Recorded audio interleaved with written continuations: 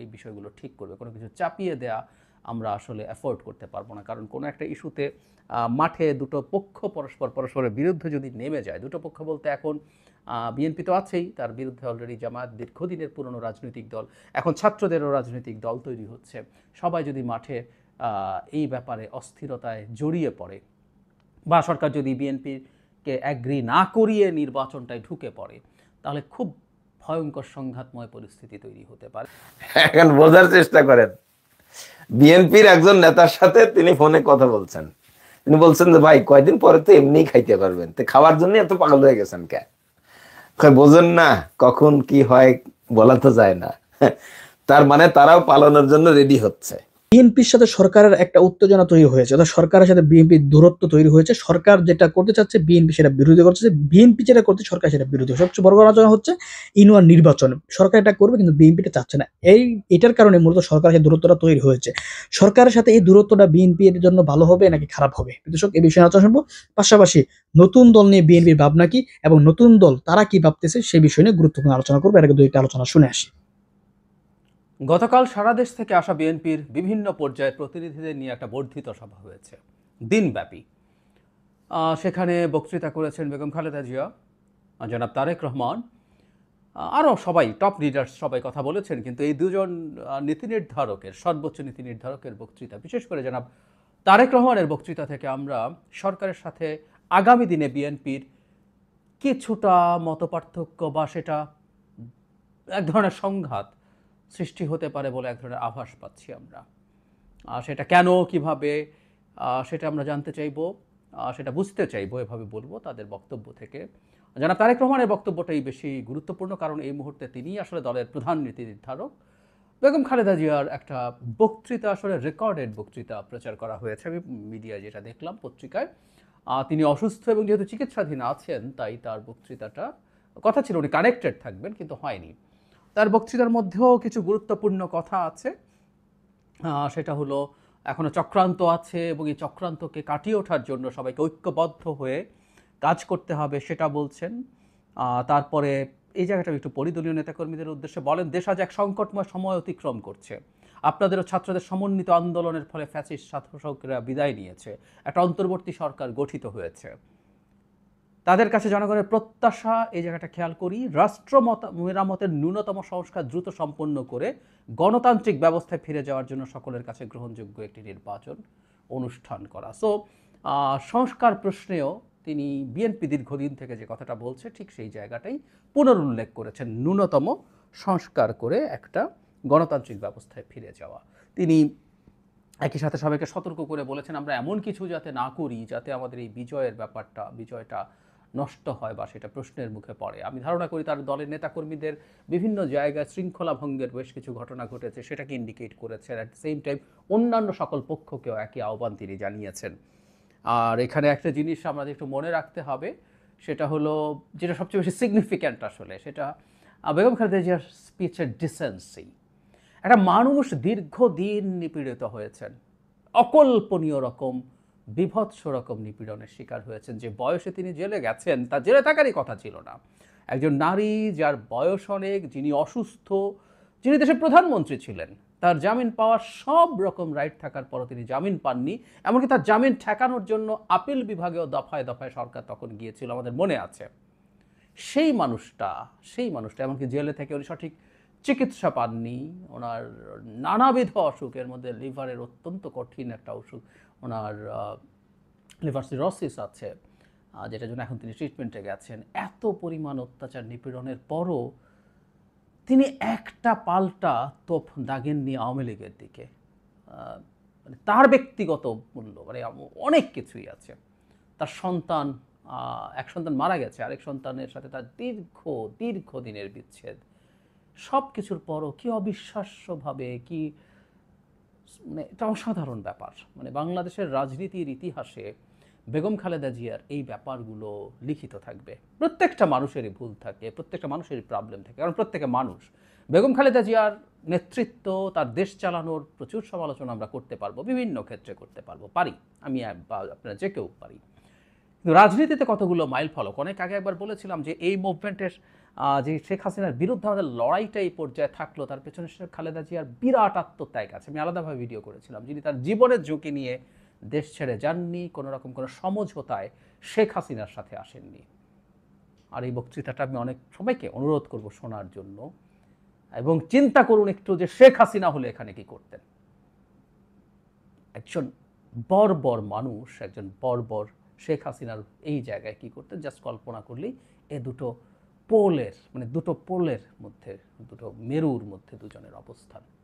আমাদের ভবিষ্যৎ রাজনীতি থেকে প্রত্যেকটা মানুষের যে যে সৌন্দর্য আছে, যা যা গ্রহণীয় আছে, সেগুলো আমাদের গ্রহণ করতে হবে। এবং এরকম একটা নজির আজকে, মানে এটা আগে রেকর্ড করা, কিন্তু তিনি স্থাপন করেছেন। তারেক রহমানের বক্তৃতায় আসি। আসলে এটা দিয়ে আমরা বিএনপির সর্বোচ্চ নীতি নির্ধারকের চিন্তাটা বুঝতে পারবো। তিনি এবার মোটামুটি সরকারকে একটু চাপে রাখার সিদ্ধান্ত নিয়েছেন, চাপ দিচ্ছেন এভাবে বলা উচিত হবে। আমি পড়ি, বিভিন্ন সময় জাতীয় নির্বাচন নিয়ে প্রধান উপদেষ্টার বক্তব্য জনমনে ইতিবাচক ধারণা সৃষ্টি করলেও এ নিয়ে কোনো উপদেষ্টার বিভ্রান্তিমূলক বক্তব্য, মন্তব্য স্বাধীনতাপ্রিয় গণতন্ত্রকামী জনগণের জন্য হতাশার কারণ হয়ে উঠছে। অন্তর্বর্তীকালীন সরকারের প্রতি বিএনপি সহ গণতন্ত্রের পক্ষের সকল রাজনৈতিক দলের নিঃশর্ত সমর্থন থাকলেও সরকার এখনও নিজেদের কর্মপরিকল্পনা অগ্রাধিকার নির্ধারণ করতে পারছে না, খুব ক্লিয়ারলি বলছেন। এবং সত্যিকার অর্থেই কিছু কিছু উপদেষ্টার বক্তব্য আছে যেগুলো বিভ্রান্তিকর, আনডাউটেডলি। তবে একই সাথে তিনি রেকগনাইজ করেছেন এটা আসলে ঠিক। আমাদের প্রধান উপদেষ্টা তার বক্তব্যের ক্ষেত্রে একেবারে কনসিস্টেন্ট আছেন from the very first day. যেখানে যেখানে দেশের বাইরে তার সাথে কেউ দেখা করতে আসলো, এই কয়েকদিন আগেই কয়েকজন বিদেশি তার সাথে দেখা করতে এসছে, তাদের সাথেও তিনি ঠিক একই কথাই বলেছেন যে ডিসেম্বরের মধ্যে তারা নির্বাচন করছেন। কিন্তু আসলে তার এই বলাটাই যথেষ্ট না, কারণ তারই ক্যাবিনেটের যদি কোনো সদস্য তারা সরকারের অংশ, তারা যখন ভিন্ন কোনো কথা বলে সেটা কনফিউশন তৈরি করতে পারে। এবং জনাব তারেক রহমান সেটায় একটা সতর্ক বার্তা দিলেন, যেটা নিয়ে বলেছি যে মূল চ্যালেঞ্জ যেটা, সেটা নিয়ে একটু পরে আসছি, সেই জায়গায় আসবো। তিনি তারপর যেটা করেছেন যে তার যে প্রতিশ্রুতি আছে সেগুলোর কথা বলেছেন। ক্ষমতায় আসলে তিনি কি করবেন, তার দল কি করবেন, সেগুলো করবেন, বিচার করবেন, মানুষকে সব রকম সুযোগ সুবিধা দেবেন। তারপরে তিনি বারবার ওই নির্বাচনের প্রসঙ্গে কথা বলেছেন, যাতে নির্বাচনটা ঠিকঠাক মতো হয় সেটার কথা বলেছেন। এখানে আরেকটা সিগনিফিক্যান্ট জিনিস আছে, যেটা আমি আগেও তাকে দেখেছি, মাঝখানে কিছুদিন আমি অন্তত সামহাও মিস করে থাকতে পারি, ওনার কোনো বক্তব্যে থাকতেও পারে, কিন্তু এর আগে উনি একাধিকবার একটা কথা বলেছেন যেটা আমি সবসময় উল্লেখ করেছি, সেটা হচ্ছে সংস্কার নিয়ে। যেহেতু বাংলাদেশে এখন একটা সংস্কার খুব গুরুত্বপূর্ণ আলোচনার এজেন্ডা, সরকারও সেই ব্যাপারে কাজ করছেন। সরকারের সংস্কার কমিশন হয়েছে এবং মূল 6টা সংস্কার কমিশনের রিপোর্টের পর এখন ঐক্যমত্য কমিশন হয়েছে, যারা সবগুলো দলের সাথে, সব স্টেক হোল্ডার্সের সাথে বসে কতটুকু সংস্কার এখন করা হবে, কতটুকু ভবিষ্যতে করা হবে, সে আলোচনা করবেন। এবং বেগম খালেদা জিয়াও ন্যূনতম হলেও সংস্কারের কথা বলেছেন। যারা তারেক রহমানের যে বক্তব্যটা সিগনিফিক্যান্ট, এটা খুবই চমৎকার এবং আমি এটা এই রকম একটা চিন্তা থাকা উচিত বলেই মনে করি। সেটা হচ্ছে 31 দফার প্রসঙ্গ এনে তিনি বলেছেন যে এটা একেবারে ফিক্সড কিছু না। এটা কিন্তু উনি আগেও কয়েকবার বলেছেন, অনেকদিন পর, আমি অ্যাটলিস্ট অনেকদিন পর শুনেছি, এর মাঝে উনি বলেছেন কিনা আমি নিশ্চিত নই, যে এগুলো হয়তো সংযোজন বিয়োজন করা যাবে। এবং বলেছেন সরকারের যে সংস্কার কমিশনগুলো রিপোর্ট দিয়েছে, মূলগত জায়গায় মেজর পার্থক্য আছে এমন জায়গাও খুব বেশি নাই। সো এই রিয়ালাইজেশন ইজ ভেরি ইম্পর্ট্যান্ট। এবং এটা কোনো ভুল নাই, বিএনপি যখন বলে যে সংস্কার, আর আজকে বলছে সংস্কার, আসলে বিএনপি তার বহু আগে থেকে বলছে, দ্যাট ইজ ভেরি ট্রু। তারা তাদের 27 দফা করেছিলেন, পরে গণতন্ত্র মঞ্চ সহ যুগপৎ আন্দোলনের অন্যান্য দলের সাথে মিশে 31 দফা করা হয়েছে, সেগুলো আগে থেকে বলা হয়েছে। এবং এটা মধ্যে আমার ব্যক্তিগত অপিনিয়ন, বেশ কিছু জায়গায় কিছু অস্পষ্টতা আছে। এবং শুধু সেটা না, গণ অভ্যুত্থানের আগে জনগণের এক্সপেকটেশন, বিশেষ করে আমি জনগণ বলতে আমরা যে মানুষগুলো সোসাইটির কনসাস অংশ, তাদের এক্সপেকটেশনের যে জায়গাটা ছিল, সেই জায়গাটা আসলে বেড়েছেও। আমি আশা করি, বিশ্বাস করি বিএনপি এই প্রয়োজনের জায়গাটা রিয়েলাইজ করবে। এবং আমি জনাব তারেক রহমানের বক্তৃতা অন্তত দেখছি তিনি খোলা মনে আছেন। সুতরাং এই আলোচনার মাধ্যমে যদি আমরা খুব অ্যাডভেঞ্চারাস কিছু করতে না চাই, অনেক কিছুই করা সম্ভব হতে পারে। এবং এটা ডিপেন্ড করবে ডক্টর ইউনূসের নেতৃত্বাধীন যে ঐক্যমত্য কমিশন, কারণ এই 6 কমিশনের প্রধানকে আবার নেতৃত্ব দিচ্ছেন আমাদের প্রধান উপদেষ্টা। এবার যে জায়গাটা আসলে মূল সংকট, এবং এখানে বেশ টাফ কথা উনি বলেছেন, আমরা সামনে আসলে এটাকে ঘিরে বড় সংকট দেখার সম্ভাবনা তৈরি হয়েছে, সেটা হচ্ছে স্থানীয় সরকার নির্বাচন। উনি কি বলেছেন সেটা একটু পড়ি। সারা দেশে খুন, হত্যা, ধর্ষণ, চুরি, ছিনতাই, রাহাজানি বেড়েই চলেছে। বাজার সিন্ডিকেটের কবলে পড়ে নিত্য প্রয়োজনীয় দ্রব্যের মূল্য নিয়ন্ত্রণহীন। বর্তমান অন্তর্বর্তী সরকার এখনও দেশের আইন শৃঙ্খলা পরিস্থিতির উপরে সম্পূর্ণ নিয়ন্ত্রণ প্রতিষ্ঠা করতে পারেনি। মানে বিএনপি আস্তে আস্তে সরকারকে ক্রিটিক করার ক্ষেত্রে কঠিন ভাষা ব্যবহার করছে, আরও কঠোর হয়ে উঠছে। এটা অস্বাভাবিক না যে সরকারের বয়স 7 মাসে পড়তে যাচ্ছে, সেই সরকারকে আসলে এগুলো ফেস করতে হবে। একটা সময় পর্যন্ত প্রত্যেকেই ছাড় দিয়েছে এবং সেই ছাড়টা নিশ্চয়ই অসীম সময় হবে না। তারপর তিনি বলছেন সরকার যেখানে বাজার পরিস্থিতি কিংবা আইন শৃঙ্খলা পরিস্থিতি নিয়ন্ত্রণ করতে পারছে, সেখানে জাতীয় নির্বাচনের আগে স্থানীয় সরকার নির্বাচন অনুষ্ঠানের নামে কেন দেশের পরিস্থিতি আরও ঘোলাটে করতে চেয়েছে, এটি জনগণের কাছে বোধগম্য নয়। মানে দেশের সাধারণ আইন শৃঙ্খলাই ঠিক নাই, সেখানে স্থানীয় সরকার। এটা নিয়ে আমি অলরেডি বেশ কিছু টিভি চ্যানেলে কথা বলেছি। আমি এখানকার জন্য আলাদা একটা ভিডিও করব, মানে আমার টেক নিয়ে, যে স্থানীয় সরকার নির্বাচনটা হওয়া উচিত কি অনুচিত। তারপর তিনি বলছেন গণতন্ত্রকে আমি জনগণ মনে করে স্থানীয় সরকার নির্বাচনের আগে অনুষ্ঠিত হলে তা হবে পলাতক স্বৈরাচারদের দোসরে সারা দেশের পুনর্বাসনের একটি প্রক্রিয়া, যা হবে গণ অভ্যুত্থানের আকাঙ্ক্ষা বিরোধী। গণহত্যাকারী, টাকা পাচারকারী, দুর্নীতিবাজ, মাফিয়া চক্রকে পুনর্বাসন প্রক্রিয়ার এই ফাঁদে বিএনপি পা দেবে না। খুবই টাফ কথা বলছেন এবং এই ধরনের একটা অভিযোগ কেউ কেউ করেন, কারণ এখানে যেহেতু দলীয় প্রতীকে নির্বাচন হয় না, বহু ক্ষেত্রে তারা নেমে যেতে পারেন। এবং এর আগে আমরা দেখেছি তারা কেউ কেউ এদের পক্ষে কথা বলেছেন যে এদের কেউ কেউ যদি ক্ষমা টমা চায় তারা নির্বাচন করতে পারবে, এবং তাদেরকে দল তৈরিতে সাহায্যের জন্য কাউন্সিলরদেরকে ঢাকায় এনে জাতীয় নাগরিক কমিটি একবার মানে শেখ হাসিনার সময়কার কাউন্সিলরদেরকে এনে তাদেরকে দল তৈরি করার জন্য সাহায্যও চেয়েছিল। সুতরাং এই চেষ্টা কোনো না কোনো ফর্মে হতে পারে। উনি খুব কঠোর সতর্ক বার্তা দিচ্ছেন। তিনি বলছেন সারা দেশে গণহত্যাকারীদের দোসর মাফিয়া চক্রকে পুনর্বাসনে স্থানীয় নির্বাচন অনুষ্ঠানের পরিকল্পনা থেকে সরে আসুন। অবিলম্বে অন্তর্বর্তী সরকারের আগামী দিনের সুনির্দিষ্ট কর্মপরিকল্পনার রোডম্যাপ ঘোষণা করুন। দুটো বাক্য আমি আবারও পড়ি। সারা দেশে গণহত্যাকারীদের দোসর মাফিয়া চক্রকে পুনর্বাসনে স্থানীয় নির্বাচন অনুষ্ঠানের পরিকল্পনা থেকে দূরে সরে আসুন। অবিলম্বে অন্তর্বর্তী সরকারের আগামী দিনের সুনির্দিষ্ট কর্মপরিকল্পনার রোডম্যাপ ঘোষণা করুন। সরে আসুন একটা শক্ত ধরনের আহ্বান। মানে এটা হতে পারতো যে তারা সরে আসবেন আশা করি, এভাবে বলা যেতে পারতো, বাট ইট ওয়াজ ডিরেক্ট এবং সরাসরি বলে আমি মনে করি সরকারকে একটা বার্তা দিতে চাইছেন জনাব তারেক রহমান যে এই ব্যাপারে তারা অত্যন্ত কঠোর। এর আগে অবশ্য আমরা বিএনপি মহাসচিবকে দেখেছি যে কোনোভাবেই তারা একটা স্থানীয় সরকার নির্বাচন অ্যাকসেপ্ট করবেন না। বিএনপির আরও স্ট্যান্ডিং কমিটি মেম্বার্স এবং আরও গুরুত্বপূর্ণ নেতারাও এর বিরুদ্ধে দাঁড়িয়েছেন। আবারও বলছি, এটা নিয়ে আমি আমার টেকও বলবো আমি কি মনে করি এবং কেন মনে করি। সো আমরা এইটাকে কেন্দ্র করে আসলে একটা সংকট বা সংঘাত দেখতে পারি, কারণ অপরপক্ষে যে স্টুডেন্টদের সংগঠনগুলো আছে তারা তখন রাজনৈতিক দল হয়ে ওঠেনি, তারা আজ মাত্র তারা রাজনৈতিক দল হয়ে উঠবে। তার আগেই তারা এই স্থানীয় সরকার নির্বাচনের আলাপ তুলেছেন। সরকারের দিক থেকে স্থানীয় সরকার নির্বাচনের আলাপ উঠে এসেছে ওয়াইড স্প্রেড সারা দেশে, জামায়াতের দিক থেকে হয়েছে। সুতরাং আবারও আমরা একটা ইস্যুকে কেন্দ্র করে দুটো ভাগ হয়ে যাওয়া দেখতে পাচ্ছি, এবং সত্যিকার অর্থে স্থানীয় নির্বাচনের সাথে দুই পক্ষের যে রাজনৈতিক দলগুলো বা দল জোটের মতো আছে তাদের রাজনৈতিক ভাগ্য ভবিষ্যতের সাথে আসলে এটার সম্পর্ক আছে। সুতরাং আগামী দিনে এটাকে ঘিরেই সংকট তৈরি হতে পারে, বা মোটামুটি নিশ্চিত যে সংকটটা অলরেডি ব্যাকগ্রাউন্ডে তৈরি হয়ে গেছে। কারণ জনাব তারেক রহমান দীর্ঘ সময় এটা নিয়ে কথা বলেছেন, অনেকগুলো বাক্য ব্যবহার করেছেন এবং খুবই টাফ ধরনের বাক্য, যার মধ্যে প্রধান যুক্তি দুটো। একটা হচ্ছে এমনিতেই আইন শৃঙ্খলা রক্ষার অবস্থা ভালো না, সরকার পেরে উঠছে না, সেখানে এই নির্বাচনগুলো দিয়ে আরও অস্থিতিশীলতা তৈরি হবে। কিন্তু এটাকে নিয়ে তার যে প্রধান অভিযোগ যে এটা আদতে যে পালিয়ে যাওয়া রেজিম, তাদের যে দোসররা আছে, তাদের যে সাঙ্গপাঙ্গরা আছে, তাদেরকে পুনর্বাসন করার এক ধরনের চেষ্টা। Very tough language. সো আমরা সামনে দেখব এটাকে ঘিরেই আসলে আমাদের রাজনীতির ইমিডিয়েট সংকটটা তৈরি হওয়ার সম্ভাবনা তৈরি হয়েছে। আমি আশা করি যে সরকার সব পক্ষের সাথে আলোচনার ভিত্তিতে এই বিষয়গুলো ঠিক করবে। কোনো কিছু চাপিয়ে দেয়া আমরা আসলে অ্যাফোর্ড করতে পারবো না। কারণ কোনো একটা ইস্যুতে মাঠে দুটো পক্ষ পরস্পরের বিরুদ্ধে যদি নেমে যায়, দুটো পক্ষ বলতে এখন বিএনপি তো আছেই, তার বিরুদ্ধে অলরেডি জামায়াত দীর্ঘদিনের পুরনো রাজনৈতিক দল, এখন ছাত্রদেরও রাজনৈতিক দল তৈরি হচ্ছে। সবাই যদি মাঠে এই ব্যাপারে অস্থিরতায় জড়িয়ে পড়ে, বা সরকার যদি বিএনপিকে অ্যাগ্রি না করিয়ে নির্বাচনটায় ঢুকে পড়ে, তাহলে খুব ভয়ঙ্কর সংঘাতময় পরিস্থিতি তৈরি হতে পারে।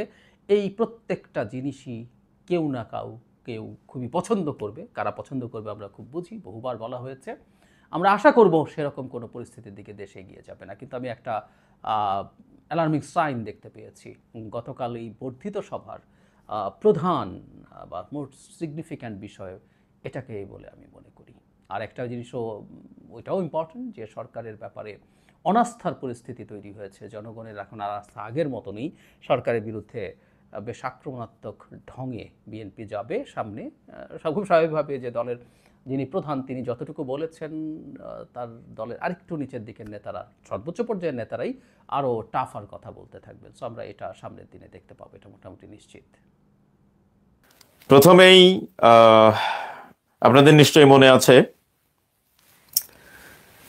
গতকালকে গাজীপুর জেলার শ্রীপুর উপজেলা যুব দলের আহ্বায়ক কমিটির সদস্য জনাব জাহাঙ্গীর আলম প্রায় অর্ধ শতাধিক তার লাঠিয়াল বাহিনী, মানে দেশীয় অস্ত্র শস্ত্রে সুসজ্জিত লাঠিয়াল বাহিনী নিয়ে তিনি স্থানীয় একটি বাজারে এসে ঘোষণা করেছেন যে আজ থেকে কিংবা এখন থেকে এই বাজার আমি কন্ট্রোল করব, আমি নিয়ন্ত্রণ করব, কেউ বাধা দিতে আসলে তাকে প্রতিহত করব, এবং আমি এখন থেকে চাঁদা তুলব, এখনই আমার লোকজন চাঁদা তোলা শুরু করে দেবে। তো চলুন আমরা তার সেই ভিডিওটি আমরা দেখে আসি। এটি যমুনা টেলিভিশনে প্রকাশিত হয়েছিল গতকালকে যেহেতু অন্য একটা প্রসঙ্গে কথা বলেছিলাম, এই জন্য এই প্রসঙ্গে কথা বলিনি। আজকে আমি এই প্রসঙ্গে কথা বলতে চাই।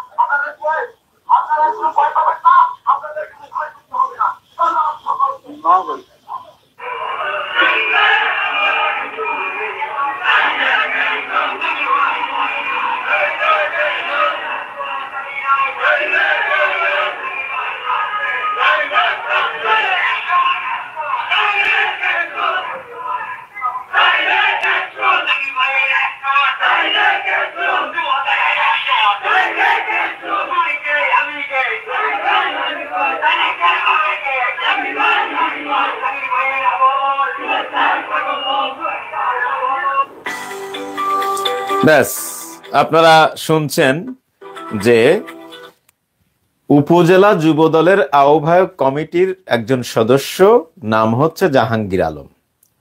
তার ক্ষমতার দাপট দেখেন। উনি কিন্তু বিএনপির বা যুব দলের একজন পাতি নেতা, খুব বড় নেতাও না। তো একজন পাতি নেতার মানে অ্যাকশন যদি এত মানে কঠিন হয়, তাহলে বড় নেতার অ্যাকশন কেমন হতে পারে আপনি একটু বোঝার চেষ্টা করেন, আপনি নাই হয়ে যাবেন। উনি যুব দলের একজন পাতি নেতা।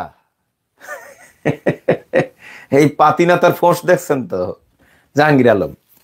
তো যাই হোক, উল্লেখ্য এই ঘটনার পরে বিএনপি যুব দলের এই নেতাকে বহিষ্কার করেছে। এখন প্রশ্ন হলো, বিএনপির সাথে তার আর কোনো সম্পর্ক নাই, খুব ভালো কথা, কিন্তু এই যে দলবল নিয়ে এই বাজারে চাঁদাবাজি করতে গেছেন, প্রতিদিন চাঁদা তুলবেন, এইটা বন্ধ হয়েছে কিনা, এটা বন্ধ করা হয়েছে কিনা? এখন আপনারা হয়তো প্রশ্ন করতে পারেন, না ভাই এটা তো আর বিএনপি বন্ধ করবে না। দেখুন, এটা ঠিক যে এটি বন্ধ করবে প্রশাসন, বাট আমরা পতিত স্বৈরাচার হাসিনার পতন ঘটিয়েছি কিন্তু আমরা বলতে বিএনপি, জামাত, বৈষম্য বিরোধী ছাত্র আন্দোলন, বিভিন্ন শ্রেণী পেশার মানুষ, আমরা সকলে মিলে, তাই না? প্রশাসন কিন্তু পতিত স্বৈরাচারকে পতন ঘটায় নাই, পতন ঘটিয়েছে আমরা। তো কোনো কোনো ক্ষেত্রে শুধু প্রশাসনের দিক তাকিয়ে থাকলে চলবে না, এই কাজটা আমাদের করতে হবে। আমি একটা ভিডিও দেখাবো, এই কাজটা আমাদেরকে করতে হবে। আমি বলছি না যে মানে এই কাজ প্রশাসন করে না, প্রশাসন করবে না, আমি এটা বলছি না। এই কাজটা প্রশাসনেরই কাজ। এটা প্রশাসনের জন্য আমি কি বলবো, মানে প্রশাসনের জন্য এটা লজ্জার ব্যাপার যে প্রশাসন কেন এটা নিয়ন্ত্রণ করতে পারছে না। তো যেহেতু আমাদের প্রশাসন কারা, পতিত স্বৈরাচারের সব লাঠিয়াল বাহিনী এখন আমাদের প্রশাসনে বসা, সুতরাং তাদের মধ্যে একটা ভয়ভীতিও আছে। মানুষ একটা কথা বলে না, চোরের মন পুলিশ পুলিশ। কেন এই চোরের মন পুলিশ পুলিশ বলতে কি আসলে? অর্থাৎ যে অপরাধী সে সময় ভীত সন্ত্রস্ত থাকে। এখন কথা হলো যে এই প্রশাসন যেহেতু আওয়ামী লীগের, শেখ হাসিনার আওয়ামী লীগের নেতাদের দালালি করেছে, তেলবাজি করেছে, চামচামি করেছে, তো সেই শেখ হাসিনা পালিয়ে গেছে, তো তাদের একটা দুর্বল জায়গা আছে, এই জন্য তারা সবসময় ভীত সন্ত্রস্ত থাকে। এখন বিএনপির কোনো একজন নেতা, যুব দলের কোনো একজন নেতা এসে চাঁদাবাজি করবে, প্রশাসন এসে ঠেকানোর চেষ্টা করবে, যদি আবার তাদের কিছু হয়। এই নানা কারণে এগুলো হচ্ছে। তো বিএনপিকে ধন্যবাদ জানাই যে তাকে বহিষ্কার করেছে, কিন্তু প্রশ্ন হলো যে এই চাঁদাবাজি বিএনপি বন্ধ করেছে কিনা। বিএনপি যদি দলবল নিয়ে, বিএনপির যারা সৎ নেতা কর্মী আছে তাদেরকে নিয়ে যদি তাকে ধরে আইনে সোপর্দ করে, সেটাই সবচেয়ে ভালো। বাট বিএনপি যদি নাও করে, তারপরে প্রশাসনের কাছে আবার দাবি থাকবে তাকে কিন্তু এখনো গ্রেপ্তার করা হয়েছে কিনা এই সংবাদ আমরা জানি না। তা তো সঙ্গে সঙ্গে গ্রেপ্তার করা দরকার ছিল। আমাদের স্বরাষ্ট্র উপদেষ্টা যদিও আজকে মিডিয়ার সামনে মুখোমুখি হয়েছেন, উনি আসলে মিডিয়ায় কেন জানি কথা বলতে পারেন না। আমার খুব দুঃখ লাগে যে এমন একজন, মানে স্বরাষ্ট্র একজন উপদেষ্টা হবে, তার সব দিক দিয়ে ধার থাকবে, মানে যাইতেও কাটবে, আসতেও কাটবে, কথারও যেমন তার ধার থাকবে, অভিজ্ঞতাও থাকবে, যোগ্যতাও থাকবে, সবকিছু থাকবে। আগের স্বরাষ্ট্র উপদেষ্টা এই যে সাখাওয়াত হোসেন, তিনি আসলে একজন যোগ্য মানুষ ছিলেন, কিন্তু তিনি একটা কথা বলে ভুল করে ফেললেন, আর সেই ভুলের মাসুল তাকে দিতে হলো। তিনি এখন নৌ উপদেষ্টা হিসেবে কাজ করছেন। স্বরাষ্ট্র উপদেষ্টা উনি থাকলে ভালো হইতো। এখন আমার কাছে কেন জানি মনে হয় আমার দেশ পত্রিকার সম্পাদক মাহমুদুর রহমান যদি স্বরাষ্ট্র উপদেষ্টা হইতেন তাহলে সবচেয়ে বেশি মানানসই হইতো। স্বরাষ্ট্র উপদেষ্টা হবে একজন মানে ওভারঅল কমান্ডিং অফিসার, যাকে দেখে প্রশাসন সবসময় তটস্থ থাকবে, জনগণ তটস্থ থাকবে, এমন একজন মানুষ হবে স্বরাষ্ট্র উপদেষ্টা। উনি তো একজন সহজ সরল মানুষ, যোগ্যতা আছে তাতে কোনো সন্দেহ নাই, কিন্তু আসলে সব জায়গায় সহজ সরলতা দিয়ে কাজ হয় না, সৎ মানুষ দিয়ে কাজ হয় না। সৎ মানুষের সাথে তার কিছু ইন্টেলেকচুয়ালিটি থাকতে হয়, তার কিছু প্রশাসনিক দক্ষতা যোগ্যতা থাকতে হয়, কথারও ধার থাকতে হয়। আসলে আমাদের এই স্বরাষ্ট্র উপদেষ্টা সেই ধার নাই। উনি কিন্তু বিএনপির পরামর্শে আসছেন। এখন বিএনপি এমন লোককে কেন স্বরাষ্ট্র উপদেষ্টা করার জন্য বললো, মাহমুদুর রহমানকে কেন বললেন না? মাহমুদুর রহমান তো একসময় বেগম খালেদা জিয়ার সরকারে উনি বিনিয়োগ বোর্ডের চেয়ারম্যান ছিলেন, তিনি জ্বালানি উপদেষ্টা ছিলেন। তো এরকম দক্ষ একজন মানুষকে তারা পরামর্শ দিত, কিন্তু নিয়ে আসলো এমন একজনকে সহজ সরল। আরে স্বরাষ্ট্র উপদেষ্টায় সহজ সরলতা দিতে কাজ হয় না। এনিওয়ে, ওই আলোচনায় যাচ্ছি না। আমি যে ভিডিওটি দেখাতে চাচ্ছিলাম সেটা আপনাদেরকে এখন একটু দেখাই। এটা যদিও অ্যাবাউট কয়েক মাস আগের ভিডিও, তারপরে আমি আপনাদেরকে একটু দেখাই। এই যে দেখেন, কিসের চাঁদা উঠাচ্ছেন আপনাকে কৈফিয়ত দিব না। চাঁদা মুক্ত বাংলাদেশ চাই, চাঁদা মুক্ত বাংলাদেশ চাই। দেখেন শেখ হাসিনা পদত্যাগ করার পরেও আজকে আমরা দেখি এখানে চাঁদা উঠাচ্ছে। এরা কারা চাঁদা উঠাচ্ছে? এদিকে আসেন।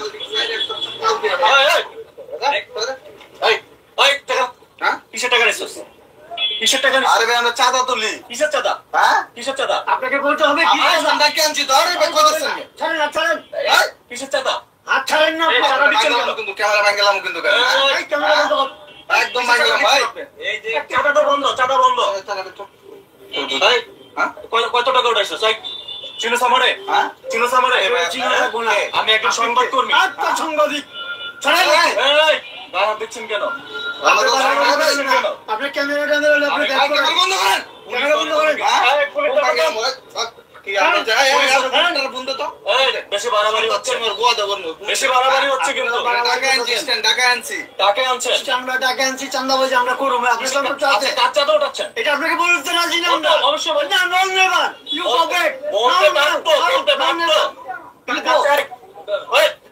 এবার ইংরেজি কয়।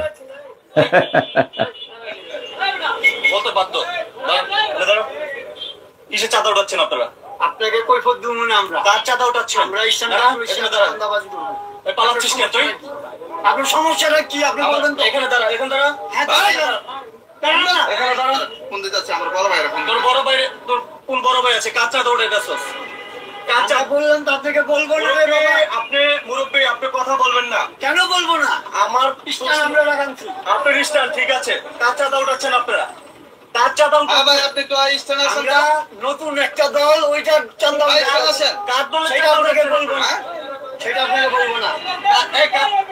আপনাকে বলবো না। এনে দাঁড়া। সমস্যা কি? সমস্যা কি? হ্যাঁ একটা মোবাইল নিয়ে আইলে সাংবাদিক হয়ে যাবে। হ্যাঁ সমস্যা কি? আমি দাঁড়া, সুস্থ মতো দাঁড়া। সমস্যা কি? আচ্ছা আচ্ছা ভোট দিবি না, ভোট দিবি না। হ্যাঁ বলো এদিকে আসেন। এই চাচা, এই রিক্সা চালা, এই এদিকে আসেন। চাঁদাবাজি বন্ধ, চাঁদাবাজি বন্ধ। রিক্সাওয়ালাদের কাছ থেকে চাঁদা উঠাচ্ছে। ওনারা গরিব গরিব মানুষ। এখন বর্তমানে আপনারা দেখেন যে এদেরকে আমি আজকে হাতে নাতে ধরছি। চিন্তা করেন, এরা চাঁদাবাজি করতেছে এদের কাছ থেকে। এরা হচ্ছে খেটে খাওয়া মানুষ। যাই হোক, আমার মনে হয় আপনারা যা শোনার, আপনারা যা বুঝার বুঝে ফেলেছেন ভিডিওটা দেখে। আমি ধন্যবাদ জানাই এই ভদ্রলোককে। উনি একজন আমার মতো একজন অনলাইন অ্যাক্টিভিস্ট। সাহস আছে ভদ্রলোকের। তো উনি সাহস নিয়ে যে এই চাঁদাবাজদের হাতে নাতে ধরেছেন এবং সাহসের সাথে তাদেরকে মোকাবেলা করছেন, এর জন্য আমি তাকে সাধুবাদ জানাই। সাথে কিন্তু কোনো প্রশাসনের লোকজন নাই, ইভেন আমাদের বৈষম্য বিরোধী ছাত্র আন্দোলনের কোনো নেতাও সেখানে নাই। জাস্ট সাধারণ নাগরিক, একেবারে সাধারণ নাগরিক তার আশপাশে। এবং যারা রিক্সা চালক আছেন তারা কিছু লোকজন আছে, তারা অনেকটা ভীত সন্ত্রস্ত। তো এদেরকে প্রতিহত আমাদেরকে করতে হবে এভাবে। তো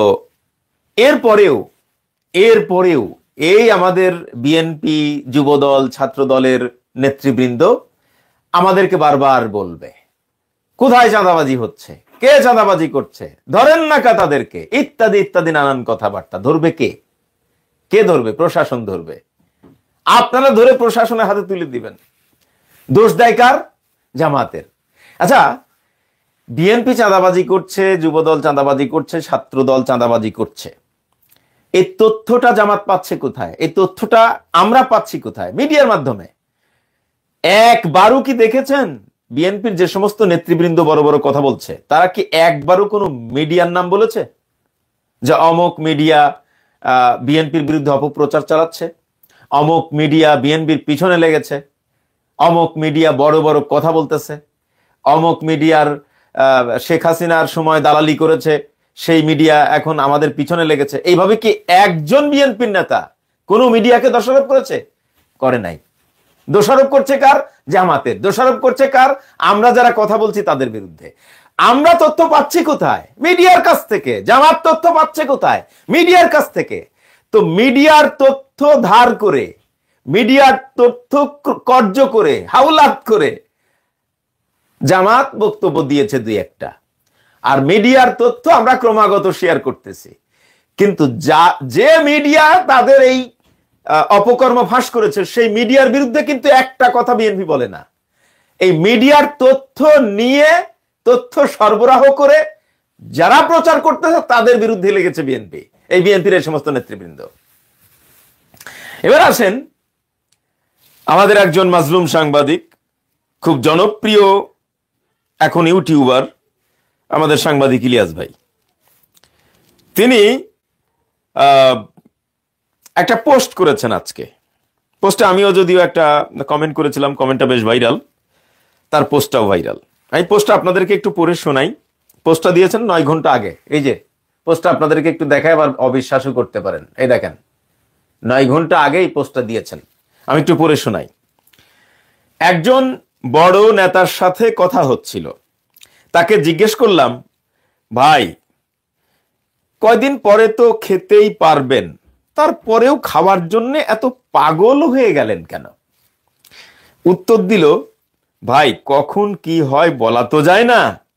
তার মানে ওনারাও পালানোর প্রস্তুতি রেখে দিয়েছেন। কি চমৎকার! বিশেষ দ্রষ্টব্য, কোন দলের নেতা উনি জিজ্ঞেস করা নিষেধ।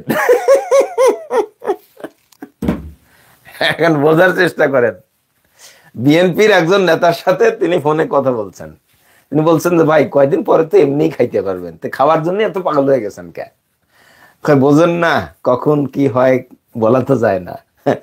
তার মানে তারাও পালানোর জন্য রেডি হচ্ছে।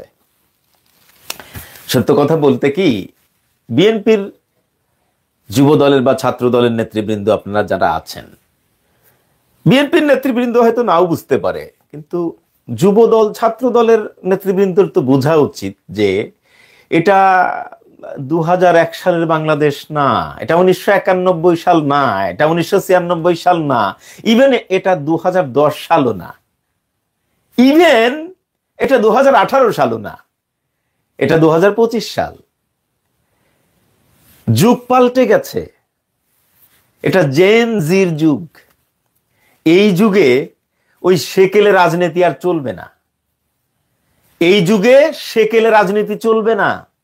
ভাওতাবাজি, দুই তিনটা গলাবাজি, হ্যাঁ, একটা দলের একটু সমালোচনা করলাম, 71 নিয়ে কিছু কথাবার্তা বললাম, আর জনগণ একেবারে বোকা বনে গেল না। এই যুগের পোলাপানকে আপনারা বোকা বানাতে পারবেন না। সেই দিন শেষ। আপনারা যা করছেন না, এর রেজাল্ট আপনারা পাবেন আগামী নির্বাচনে। লিখে রাখেন, আপনারা যা করছেন আগামী নির্বাচনে এর রেজাল্ট পাবেন। আমি বলছি না যে আপনারা ক্ষমতায় আসতে পারবেন না, মানে কি হবে আপনাদের কপালে আগামী নির্বাচনে বুঝতে পারবেন। ভাবছেন যে 1991 সালে যেভাবে রাজনীতি করেছিলাম, 1996 সালে যেভাবে রাজনীতি করেছিলাম, 2001 সালে, 2008 সালে, 10 সালে যেভাবে রাজনীতি করেছিলাম, এখনো সেই রাজনীতি চলবে না। ওই রাজনীতি ওই কালে রেখে আসেন, এই কালের রাজনীতি করেন, তাহলে সফলতা পাবেন। বুঝছেন কি না? ওই কালে রেখে আসেন। সব জায়গায় পরিস্থিতি এরকম। আপনি দেখেন কত বড় মাস্তান, কত বড় সন্ত্রাসী হলে সে বিএনপির নাম ভাঙিয়ে, বিএনপির সাইনবোর্ড ব্যবহার করে প্রায় 50-60 জন সন্ত্রাসীকে সঙ্গে নিয়ে, যাদের হাতে দেশীয় অস্ত্র, এই দাও কাস্তে, হ্যাঁ, এসব অস্ত্র, লাঠি সোটা, এসব অস্ত্র প্রত্যেকের হাতে, তাদেরকে নিয়ে সে আসছে বাজার দখল করতে, এবং প্রকাশ্যে হ্যান্ড মাইকে সে ঘোষণা দিচ্ছে, এই বাজার এখন থেকে আমি কন্ট্রোল করব, আমি যেভাবে বাজার চালাবো সেভাবে বাজার চলবে। মানে মাস্তানি কাকে বলে, উহা কত প্রকার, ও কি কি। মানে আমরা তো ছাত্রলীগের, যুবলীগের, আওয়ামী লীগের মাস্তানি দেখেছি। মানে আওয়ামী লীগ, যুবলীগ, ছাত্রলীগের মাস্তানরা এত মাস্তান ছিল না, এত বড় মাস্তান ছিল না। তারাও চাঁদাবাজি করতো, টেন্ডারবাজি করতো, কিন্তু এরকম হ্যান্ড মাইকে ঘোষণা দিয়ে চাঁদাবাজি করতো, এইটা দেখি নাই। মানে লিমিট ক্রস করে ফেলেছে একেবারে।